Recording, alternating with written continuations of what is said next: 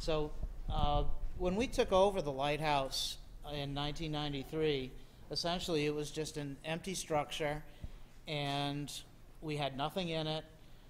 And I had met someone growing up. He was about 10 years older than me. He was Dick Curtis from Marblehead, Massachusetts, and he's the one that gave me my love for the outdoors and camping and just natural living.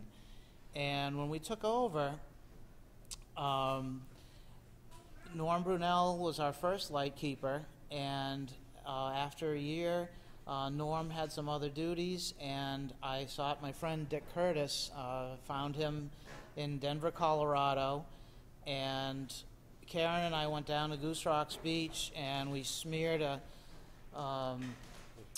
postcard with some fish bait. We recorded the waves crashing on the beach, and I sent him the postcard and the recording and said, "Want to be a lighthouse keeper?"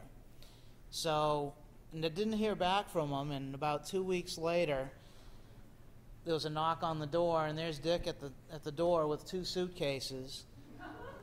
And he never ever, he left his business, his house, his car, everything in Colorado, and never went back.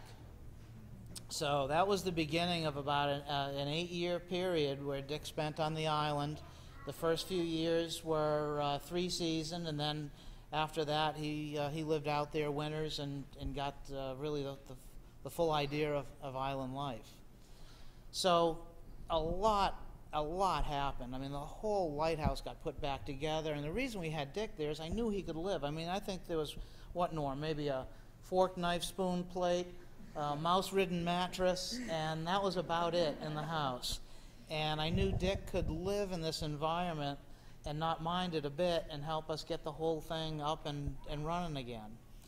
So that started, and I mean, we just had some tremendous experiences together, rejuvenating the light, and then I'm going to skip way ahead to this would have been May of 2002. Dick worked at Langsford Road Lobster, and if you go down to Langsford Lobster, you'll see a whole wall dedicated to him. Oh, excuse me. And what ended up happening is Dick was working. It was Memorial Day weekend, and had a whole bunch of. He was taking care of 3 of our friends' dogs. So he had 4 dogs on the island, and they had been in the house all day. It was in the 80s, and he came home from work. He went to the house, put his bag on the porch, and went in and got the dogs and took them for a boat ride. And he was seen going down through the harbor and returning back to the island about 7:45 at night.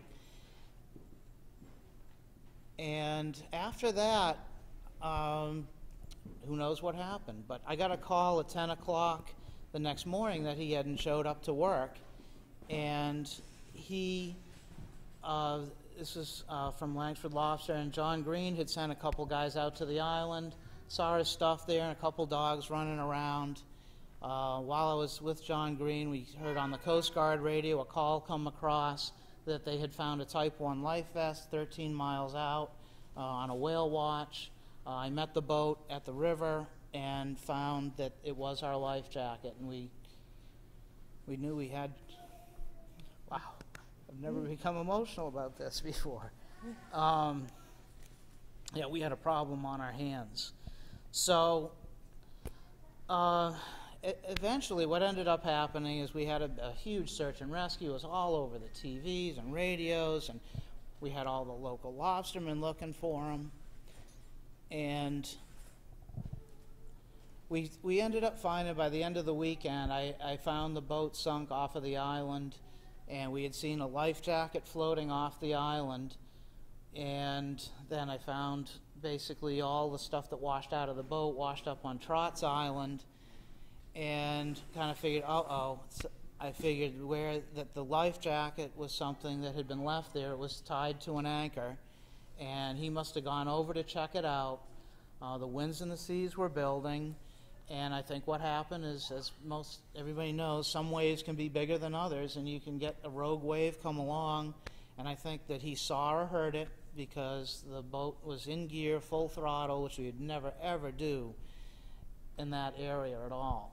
And so he must have seen or heard the wave, goosed it, tried to bring the boat around to take the waves, and I think that either the wave hit the boat and got the dogs off balance, or when he tried to bring the boat around, everything got off balance.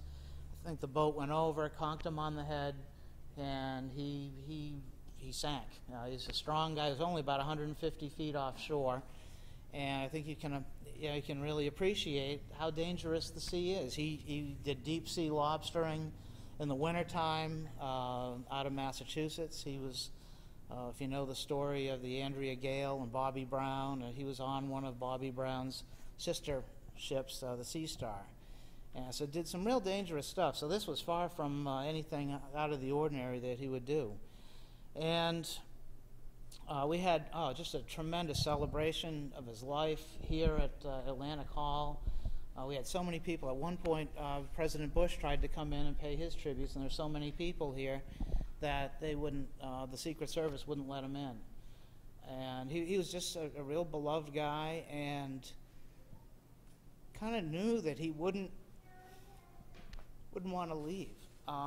So that gets to the next stage of my story, where later on in the summer of 2002, I was giving a tour of Goat Island to my neighbor, and he had a friend with him, and we're walking up to the lighthouse, and I heard her. She leaned over and whispered, "This place is haunted." And I heard it, and I said, "I hope so."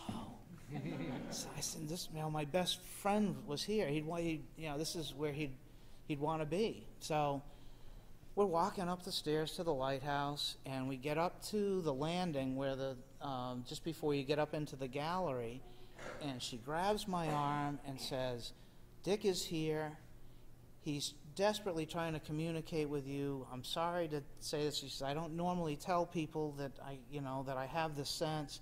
He wants you to know that he's safe, that he's at peace, nothing to worry about." And I'm like, what the heck? My hair is standing up on my head. I'm like, what? Not something I was expecting. So we went up, did the tour of the lighthouse, and then later on we were down on the boat ramp. And this woman was sitting on the boat ramp, and it's not a real comfortable thing to sit on the rails, but she's sitting there, and she's got her hand in her head in her hands, and she starts talking about stuff. She says, "Dick wants you to know that when he's here, when his presence is here, he will make himself known electronically somehow." I'm like, good, because I'm numb as they come when it comes to any extrasensory stuff, so if he makes it blatant, then that works. And then, shortly after she said that, she put her head back in her hands, and she just kept repeating the statement. She must have said it 50 times. And it was just, "One of the dogs made it. One of the dogs made it. One of the dogs made it. One of the dogs made it." She just kept saying it over and over again. And I'm thinking, nah, 2 of the dogs made it back and 2 didn't. Later on in the day, I'm starting to think, wait a minute, maybe what she meant was one of the dogs that we think did not make it back, back onto the island, made it to another island, but we never did find any. We ran a lost and found ad, and kept an eye out. Never found anything of the sort. So at this point, I'm like, what is this? I never knew, whether I believed in ghosts or spirits or any of this. I just kind of was open-minded about the whole thing. And I said, okay, we'll just kind of play this one along and see what happens. Well, at Sea Road School that same year, there was a main career day, and I was asked to come and make a presentation to the kids about modern lighthouse keeping. And after our presentations, I was walking across the parking lot, and one of the local lobstermen, he had stopped lobstering, but he had a submarine that he took people out. It was a remote submarine with a camera on it. He'd take people out on tours out in the harbor and just outside, and he'd put the submarine down with a camera on it, and the people in the boat could see what the bottom of the ocean looked like and see the lobsters coming and going from the traps and so forth. So his name's Mike Day, and Mike he is a giant guy. I mean, he's like running across the parking lot. Scott, Scott, Scott. He says, I got to tell you the story. And I said, hey, Mike, what's up? And he says, the strangest thing happened. We were up hunting up in northern Maine, and we were at this hunting lodge, and this guy, we're sitting around the fire one night, and this guy claims to be a psychic. And he like picked up on Dick's death right away. And I said, well, that's kind of strange. He says, yeah, he told us that my wife was the first one to start praying for him, and then the weirdest thing happened. He just sat there and went into this chant, saying, one of the dogs made it, one of the dogs made it, one of the dogs made it. So you make up your own mind as to whether you think there's something else going on there, but I'm sure, I know that I've heard of other things going on the island, and would love to hear anything that you've experienced. And what about Scott Eaton's?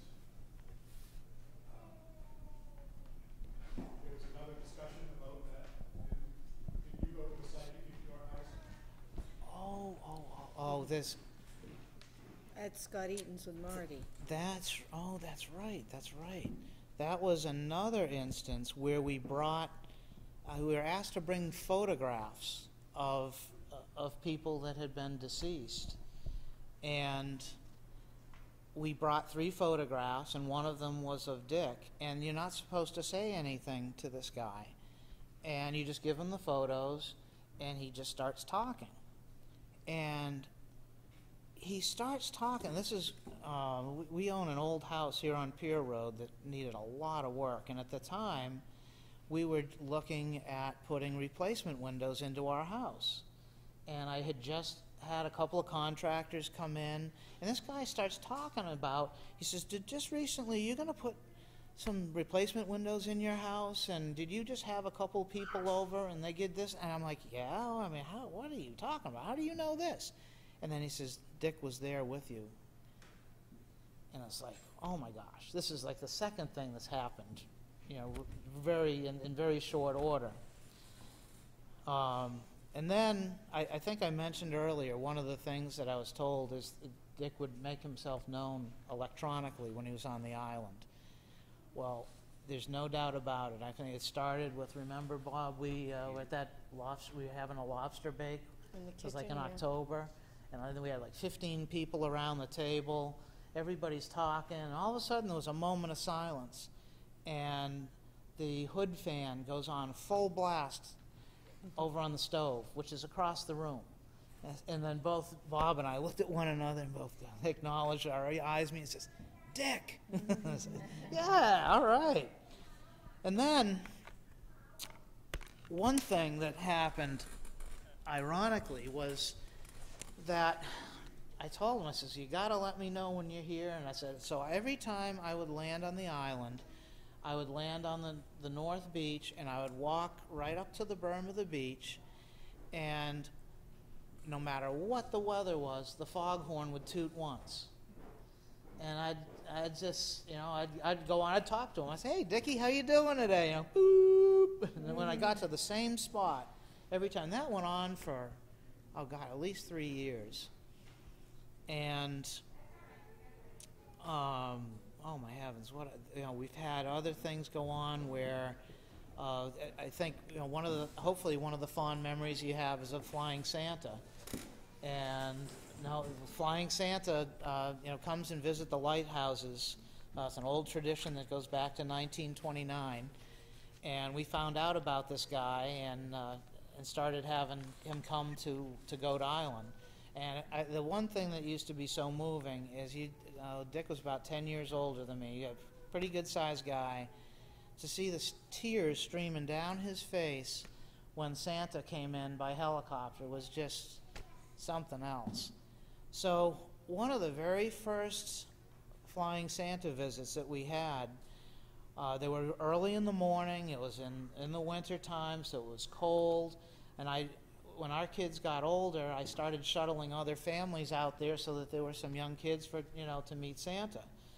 And this particular year, it was cold and windy, and I think I first headed out at like 4 o'clock in the morning, and now it's about 10 o'clock in the morning. I had gotten everybody out there, gotten everybody back, and I was shivering, I was tired, and I sat down in Dick's reclining chair, and I'm just sitting there going, like this, and I said, Dickie, if you're here, give me some heat. So the heater, we had an electric heater in the living room that hadn't worked for years. And I no sooner said that, and I hear tick, tick, tick, tick, tick, tick, and the heater comes on. It warmed up the room. I fell asleep, and it never worked again. So you make up your mind, but I am convinced. We did have a few years ago some amateur Ghostbusters come out. They had heard some of the stories, and they wanted to see if they could, record anything, get any presents. Unfortunately, I missed the whole thing. They didn't start their gig till midnight, and my gig starts at about 4:30, so I fell asleep when they were doing their thing, and I had to bring them back at about 3 o'clock in the morning, and they told me that they had gotten 2 recordings while they were there, that there was no sense of Dick, and there hasn't been any indication of him being there for a number of years now. But they did get a couple of recordings. One was in the kitchen, and the other one was in the boathouse. And they sent them to me on WAV file on the computer. And they were both women's voices. One's voice in the kitchen said, "I'm out of here." And the one in the boathouse said, "He pushed me." So we don't know what that relates to. One of the interesting things that we've had happen is we've had a couple of other people, a couple of these people that claim to be psychic and had contact with Dick. 2 of them, at 2 completely different occasions, said that Dick appeared to them with another woman. And I'm knowing Dick most of his life. I know that he doesn't have a girlfriend that died or anything else, and so it looks like we get to hang out on the other side. So. He hooked up. Yeah, he hooked up on the other side. So. Oh, and I guess the last thing that comes to mind on a Dick story was he was always flag crazy. I mean, he loved to fly flags. Anytime somebody came from another country, he would run out and buy their flags, put it up, and celebrate them coming out. So a bunch of years ago now, probably 5-6 years ago, President Bush hosted President Putin at Walker's Point. And so we ended up getting a Russian flag and an American flag and put them side by side, which you're never supposed to do. It was very symbolic of we weren't getting along well with Russia. And it was pointed over towards the Bush compound, and it was basically meant as, we gotta get along. And sure enough, when I was leaving the island, President Bush Sr. was coming into the harbor. He did see it. They stopped and they were taking pictures of it. And on the way out, when President Putin visited, we have a picture taken from Charlie Wright's webcam of the 2 President Bushes and President Putin going by the lighthouse. So he brought him over and told them, see, our people want us to work together. And after I had put the flags up, I had trouble getting them adjusted and getting them to lay properly. So I come down, I'm like, okay, that's it. I finally got it. I said, okay, Dickie, what do you think about that? The foghorn starts. Well, it went off for probably almost the next 2 years. The Coast Guard put 9 new fog detectors on there, and at one point totally disconnected the power. So there's no power to the thing, and it's still blasting. So again, you tell me, what do you think?